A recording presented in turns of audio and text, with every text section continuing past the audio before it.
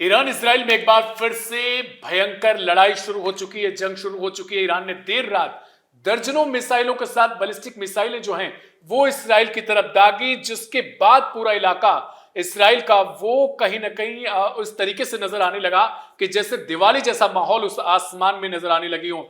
इस तरीके की वो तस्वीरें इस वक्त सुबह के वक्त की जब मैं आपको दिखा रहा हूं कि यही दृश्य इस वक्त कमोबेश दिखाई दे रहा है। नमस्ते, मेरा नाम है दिव्यांशु। लाइव हिंदुस्तान के न्यूज़ वीडियो में आपका स्वागत है। इस वीडियो को आप तक पहुंचाने में हमारी मदद की है केआर मंगलम यूनिवर्सिटी ने। मेरे साथ हैं इमरान खान जी। नमस्कार। सवाल बहुत सारे उठने लगे हैं कि अभी चुप चुप सारी चीजें चल रही थी, लेकिन इसराइल ईरान जो बार बार कह रहा था कि कम से कम लेबनान को छोड़ो, सीज फायर में वो भी इंक्लूड है। अमेरिका भी दबाव बना रहा था, ट्रंप ने यहां तक की खबरें आई कि गाली गलौज भी हो चुकी थी, लेकिन उसके बावजूद इसराइल मान नहीं रहा था। अब जो दर्शक हैं उनकी तरफ से बार बार ऐसा सवाल पूछा जा रहा है कि क्या वाकई ये जंग अब ऐसे मुहाने पर पहुंच चुकी है कि ये रिटर्न नहीं होने वाला है, वापसी शांति की तरफ ये इशारा मिल चुका है कि ऑल एंड आउट टोटल?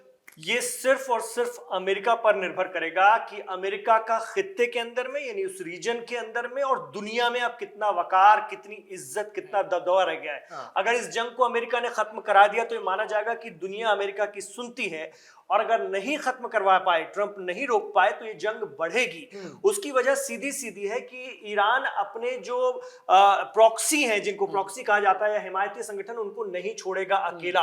और आप देखिए जो रविवार और सोमवार की दरमियानी रात ईरान ने हमला किया है, आप इस पर गौर कीजिएगा कि ये ईरान ने हमला किया है।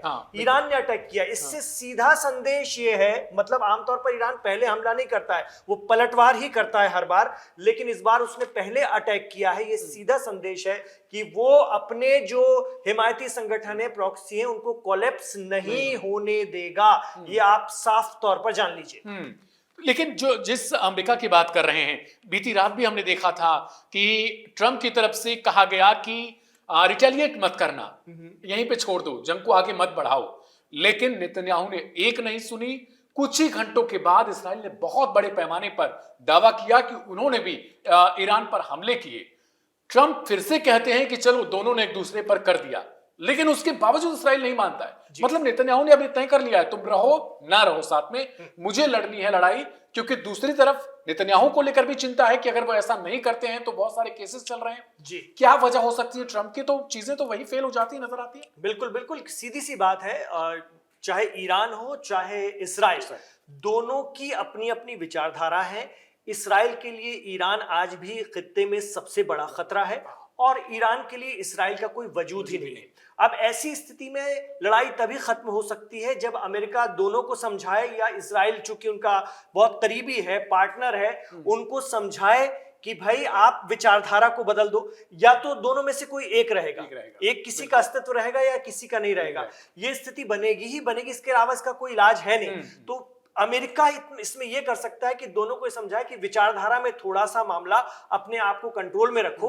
विचारधारा में अगर दोनों को, कि देखिए पीएम नेतन्याहू की भी अपनी मजबूरी है, उनकी अपनी राजनीति। इजराइल के अंदर एक बहुत बड़ी लॉबी है जो इजराइल से लेकर के अमेरिका तक पूरी डोमिनेटिंग है, और कहीं ना कहीं अमेरिका की राजनीति को भी जो कंट्रोल करती है। और वो माना जाता है कि वो ज़ायनिस्ट लॉबी जिसको कहा जाता है, एक बहुत बड़ा एक ग्रुप है, संगठन है, और मजबूत भी है। ऐसी स्थिति में उसका पीएम नेतन्याहू पर भी दबाव रहता है, और पीएम नेतन्याहू की राजनीति भी उसी से चलती है। तो सीधी सी बात है, अमेरिका अगर स्ट्रिक्ट हो जाए, क्योंकि प्रेसिडेंट ट्रंप का जो नेचर है, वो जिस तरह से बोल सकते हैं या उनका जो तरीका है, वो ही समझा सकते हैं कि भाई विचारधारा में थोड़ा बदलाव करो। इसके अलावा दोनों को कोई चारा नहीं है। और रही बात ईरान की, तो ईरान में इस हमले से हम और महसूस कर पा रहे हैं, जो एक्सपर्ट बताते हैं वो ये है कि जिस तरह से पहला हमला ईरान ने किया है रविवार और सोमवार की दरमियानी रात, उससे ये साफ हो जाता है कि ईरान के अंदर में IRGC यानी पासदाराने इस्लाम का डोमिनेशन बढ़ गया है।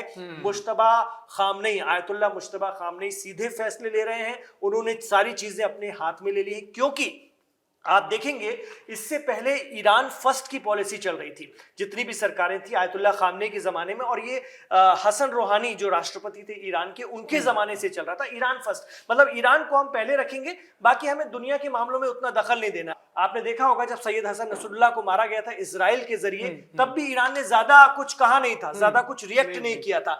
जब हमास को इजराइल जो है मार रहा था, गजा में लगातार हमले कर रहा था, तब भी आपने देखा ईरान खामोश था, उस तरह से उसका रिएक्शन नहीं था। लेकिन अभी जो रजीम है वो है सैयद आयतुल्लाह मुज्तबा खामनेई की, और ऐसा लग रहा है कि IRGC वहां पर हावी हो गई है और उन्होंने जो है दिखा दिया है कि अब वो है अपने जो उस सिद्धांत पे उनको चलना है कि भाई वो अपने रेजिस्टेंस को नहीं छोड़ सकते, वो चीज अब दिखने लगी है। बिल्कुल, और ऐसा इसलिए हो रहा है क्योंकि वाकई हमने जब देखा कि हिजबुल्लाह की उस वक्त लड़ाई नहीं थी जिस तरीके से पिछले दौर में जब अमेरिका ने हमला किया, लेकिन हिजबुल्लाह ने एक नया फ्रंट खोल दिया था इसराइल के साथ, जबकि सीज़फायर पहले से लागू था। बिल्कुल, उसके बावजूद वो लड़ाई ईरान के लिए लड़ने के लिए तैयार हो जाता है, ईरान के नाम पर। तो ईरान के लिए भी अब ये चीज बन गई कि वो भी उतरे मैदान में और वही चीज वो फर्ज अपनी तरफ से निभा रहा है। लेकिन दूसरी तरफ जिस अमेरिका की आप बात कर रहे हैं, ईरान ने इसराइल का बदला लेने के लिए कुवैत पर फिर से मिसाइल दागी, बहरीन पर दागी, यहां तक कि सऊदी अरब पर भी दागी। जी,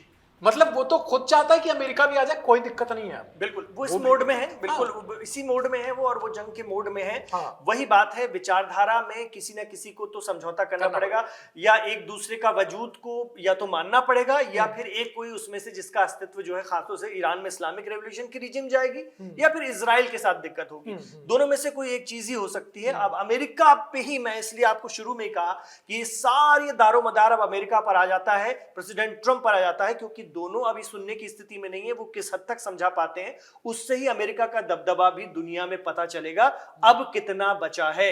वर्ल्ड ऑर्डर जो अमेरिका के जरिए तैयार किया गया उसको मानते भी हैं कि नहीं दुनिया के लोग, ये भी यहां पर क्लियर हो जाएगा।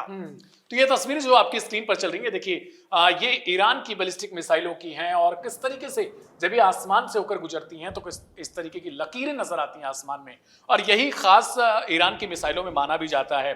ये वो तस्वीर है जब ईरानी मिसाइलें इसराइल में गिरती हैं, देर रात के वक्त इस तरीके से आग लगती है, आयरन डोम का कहीं कुछ पता नहीं है। ये तस्वीरें कमोवेश शहर के अलग अलग, मतलब देश के अलग अलग शहरों से नजर आई थी। ये भी वो इलाका है, इसराइल का ही यरूशलेम का इलाका है, वहां पर इस तरीके से हमले हुए हैं। इसके अलावा अभी एक तस्वीर हम आपको दिखा रहे हैं, ये इसराइल ने अभी जस्ट अभी हमला किया इस्फहान में, और वहां पर धमाके की आवाज सुनी गई है। किस तरीके से वहां पे इस्फहान उनका न्यूक्लियर सेंटर भी है, जहां पे वो लोग अभी लगातार उनकी जो न्यूक्लियर को लेकर खोज चल रही है, जिस तरीके से वो उनका एक अपना चल रहा है, वो एनरिच्ड यूरेनियम भी जो बताया जाता है इस्फहान के आसपास ही है। वहां पर अमेरिका एक बार जाता भी है, कथित एक अभियान था उनका जहां से वो चाहते हैं कि किसी तरीके से इस्फहान से उसे उठा लें हम। हालांकि वहां पर उनके पायलट मारे जाने के दावे थे, अमेरिका कहता है हमने छुड़ा लिया। तो ये सारी चीजें चलती रही। आप रेजिस्टेंस का कोऑर्डिनेशन देखिए इस वक्त जो ईरान के अंदर में रिजीम है। आपने देखा रात में हमले हुए इजराइल के ऊपर में, और कुछ ही घंटों बाद, यानी अभी दिन में कुछ ही घंटों बाद यमन के जो अंसारुल्लाह हैं उन्होंने ऐलान कर दिया कि भाई हम बाब अल मंदब बंद करते हैं। मतलब हिजबुल्लाह के लिए ईरान ने इस्राइल पर अटैक किया, उधर ईरान का एक और समर्थक संगठन यमन के अंसारुल्लाह या हूती कहते हैं कि हमने बाब अल मंदब बंद कर दिया। अब आप सोचिए कि पूरा खित्ता किस तरह से डिस्टर्ब होगा। जो ये अरब देशों के जहाज जो अभी होर्मुज से बहुत दिक्कत हो रही थी जिन जहाजों को, वो बाब अल मंदब के रास्ते भी, ये एशिया से यूरोप को कनेक्ट करता है ये रेड सी पर, उसको भी उन्होंने बैन कर दिया है। तो सीधे सीधे तौर पर अगर हम देखें तो ईरान में इस वक्त जो रिजीम है वो बहुत मजबूत है, और वो बिल्कुल धड़ाधड़ फैसले ले रही है, और उसकी बानगी हमने यहाँ पर देख ली है। हाँ, इतने ही नहीं, हूतियों ने भी सऊदी अरब पे हमले कर दिए जी, इस तरीके की भी खबरें हैं। तो ये पूरा का पूरा इलाका अब जो है वो एक युद्धग्रस्त नजर आ रहा है, और बड़े पैमाने पर ऐसा लग रहा है कि ये हमले होंगे। रुकने वालों में से फिलहाल दोनों देश नहीं नजर आ रहे हैं, इसराइल और ईरान। अमेरिका बार बार सोच रहा है कि इस जंग में जबरदस्ती मुझे नेतन्याहू खींच रहे हैं, और वो बचने की कोशिश कर रहा है, जुगत में लगा है। लेकिन आपको क्या लगता है, क्या अमेरिका निकल पाएगा, या मजबूरन नेतन्याहू की जो स्ट्रैटेजी है उसके कारण उन्हें उस जंग में कूदना बिल्कुल पड़ेगा? अभी अमेरिका की जो स्थिति हो गई है ना, चलते चलते अपने दर्शकों को बता दें, वो यही होगी जैसे एक पिता होता है ना, बूढ़ा बाप जो है वो खटिया लगा के बाहर बैठा हुआ है, और आसपास से मोहल्ले वालों को, गुजरने वाले लड़कों को फप्तियां कर रहा है, कुछ कह रहा है कि तुम लोग बुरे हो, सुधरते नहीं हो, इस तरह से बिगड़ गए हो। तो लोग उसको उल्टा कह रहे हैं कि भाई अपने लड़कों को तो समझाओ, पहले अपने लड़कों को तो ठीक करो, फिर हमसे बोलना।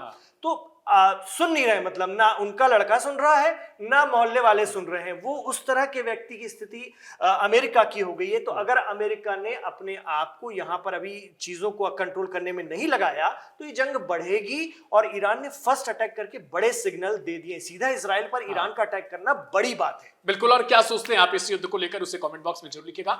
मिलते हैं जल्दी से एक नए वीडियो के साथ। नमस्ते।